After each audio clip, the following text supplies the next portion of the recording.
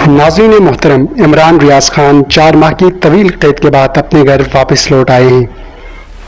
अब तक वो कहाँ रहे और वो कौन लोग थे जिन्होंने इमरान रियाज़ खान को अब तक अगवा कर रखा था, आज की वीडियो में मुकम्मल जानेंगे।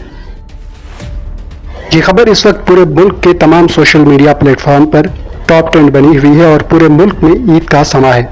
हर सू खुशियाँ मनाई जा रही हैं और हर फर्द की ज़ुबान पर एक ही जुमला अदा हो रहा है, अल्हम्दुलिल्लाह, खुदा का लाख लाख शुक्र है कि हमारे हीरो बहादुर गाजी इमरान रियाज़ खान वापस लौट आए हैं।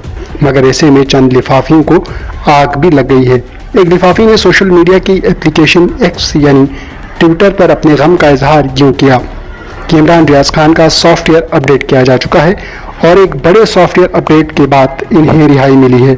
मगर इमरान रियाज़ खान की फैमिली ने इस हवाले से बताया कि इमरान रियाज़ खान सलामत हैं और खैरियत हैं और वो अपने मौक़िफ़ पर पहले की तरह डटे हुए हैं और किसी भी किस्म का नज़रियाती समझौता नहीं किया गया।